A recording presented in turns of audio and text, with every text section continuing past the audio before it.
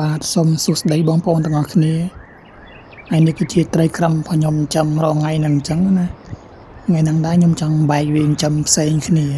ព្រោះនៅក្នុងហ្នឹងមានត្រីពីរប្រភេទអញ្ចឹងណាឥឡូវខ្ញុំដួសបានចេញមកហើយនេះត្រីកូឡាបអញ្ចឹងណាវាមានប្រមាណចង់20 30ដែរវាកើតកូននេះមកបន្តទៀតអញ្ចឹងណាឥឡូវខ្ញុំចង់ដួសវាចេញលែកដើម្បីចាំបែកពីងវាឲ្យវាមើលទៅស្អាតអីអញ្ចឹងណាហើយសម្រាប់ការចាំត្រីរបស់ខ្ញុំនេះគឺខ្ញុំយកមកចាំនៅលើដបូលផ្ទះអញ្ចឹងណាខ្ញុំដាក់នៅខាងលើដបូលផ្ទះនេះ2ពីងអញ្ចឹងណាហើយត្រូវយកមិញវាត្រូវភ្លៀងខ្លាំងផងវាចេញមេភ្លៀងមកធ្លាក់ស្លាប់វាដាច់ចូលទឹកពេញនឹងអញ្ចឹងណា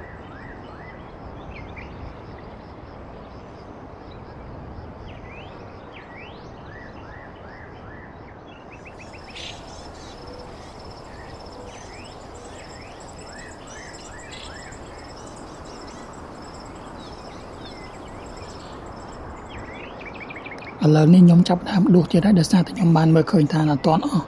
តែកូឡាបពណ៌ក្រហមអត់ទាន់អស់អញ្ចឹងណាឃើញវានៅកំពុងតែហែលពេញហ្នឹងអញ្ចឹងយើងពិបាកដួសដែរដោយសារថាត្រីនឹងវាលឿនអញ្ចឹងណាអាណាមួយវាមានខ្ញុំដាក់ថ្មទៅជាក់ផងហើយនឹងមានសារាយមាននេះក្នុងហ្នឹងអញ្ចឹងណាវាបាំងមើលអត់ឃើញអញ្ចឹងណា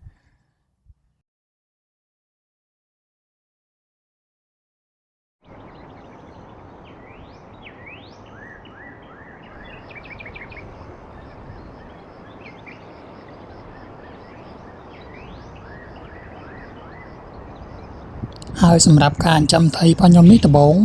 គឺខ្ញុំចាំត្រីដំបូងចាំថាប្រហែលក្បាលទេតែធំមកចាំណាដល់ពេលធំវាពិបាកចាំវាងាប់ហើយវាពិបាកថែទាំអីចឹងខ្ញុំក៏ឈប់ទិញធំមកចាំខ្ញុំក៏ទិញយកតូចយកមកចាំវិញអញ្ចឹងហ្នឹងកាលមកខ្ញុំទិញត្រីកំពណ៌ចូលមកចាំដែរតែដល់ពេលចាំដូចអត់កបអត់ចឹងវាអត់នៅជាមួយយើងមិនវាយកមកងាប់តែដល់ពេលតាំងពីខ្ញុំយកអាត្រីកូឡាបហ្នឹងអាត្រីចៅត្រីប៉ាន់តែនេះមកវាគ្រាន់បាននៅហើយបានកើតកូនមករហូតចឹងណាបាទត្រីធំខ្ញុំធ្លាប់ចឹងវិញស្អីក៏មានដែរលើកមុនមានតាំងពីអាត្រីកតុយ3មានអាខៅភ្នែកលៀនណាត្រីអេលៀន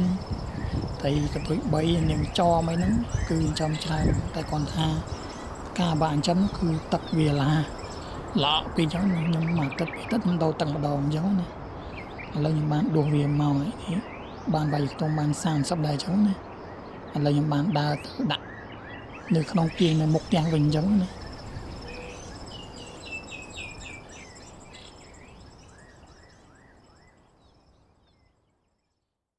បាទហើយនេះគឺជាពីងហើយគឺជាផ្ទះរបស់ត្រីដែលយើងរៀបចំដាក់ឲ្យត្រីកូឡាបនៅអញ្ចឹងណាអានេះកាលមុនខ្ញុំដាក់ត្រីនាងចោម2ក្បាលនៅក្នុងហ្នឹងអញ្ចឹងណាតែដល់ពេលឥឡូវខ្ញុំបានដួសនាងចោមនឹងចេញដាក់នៅក្នុងចាំនៅក្នុងទូកញ្ចក់វិញអញ្ចឹងណាខ្ញុំដាក់ត្រីនេះនៅក្នុងនេះវិញហើយខ្ញុំដាក់គេនឹងហៅអុកស៊ីសែនខ្ញុំប្រើសូឡាអញ្ចឹងណាសូឡាទៅពេលវាត្រូវថ្ងៃមកវាអត់សូវស៊ីភ្លើងផងអញ្ចឹងណាវាត្រូវក្តៅទៅវាបូមទឹកហើយវាមុខរហ័សទឹកខ្ញុំទិញមកពីចិនអញ្ចឹងណាហើយអាសូឡាខ្ញុំទិញនៅខ្មែរទេអញ្ចឹងណា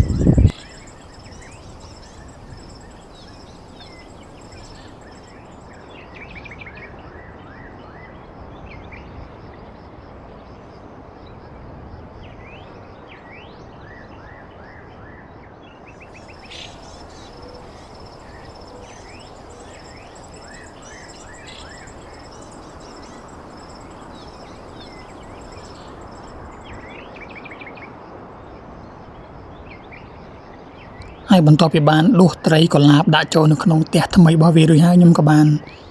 មកស្ដារទឹកនៅក្នុងពាងដែលខ្ញុំដាក់ត្រីកូឡាបលើកមុនហ្នឹងខ្ញុំមកលាងវាឲ្យស្អាតចេញម្ដងដោយសារថាស្លែក៏ច្រើនហើយចំណីអាហារចំណីត្រីដែលយើងដាក់ចូលទៅក៏វាចេញមើលទៅអត់ស្អាតណាទឹកឡើងល្អក់អញ្ចឹងណាខ្ញុំក៏ចាប់ផ្ដើមលាងសម្អាតពាងហ្នឹងចេញម្ដងអញ្ចឹងណាហើយបន្ទាប់ពីលាងហើយខ្ញុំក៏បានដាក់ខ្សែសូឡាមួយដែរអញ្ចឹងណាអាពាងមួយខាងនោះគឺខ្ញុំសម្រាប់ដាក់កូនត្រីទៅកើតទេអញ្ចឹងណាអាពាងនេះគឺសម្រាប់ថាត្រីធំតែពាងមួយនោះខ្ញុំដាក់តែកូនទេហើយនេះគឺជាសូឡារបស់ខ្ញុំសូឡាអុកស៊ីសែនណា នេះបើសូឡានេះបានបាញ់តែអុកស៊ីហ្សែនទេអត់មានបូមដូចម៉ូទ័រក្រោមទេនេះវាគ្រាន់តែចេញពពួកអុកស៊ីហ្សែនអញ្ចឹងណាហើយសម្រាប់វីដេអូនេះគឺមានតែប៉ុណ្្នឹងទេអរគុណអ្នកនរគ្នាដែលបានទស្សនា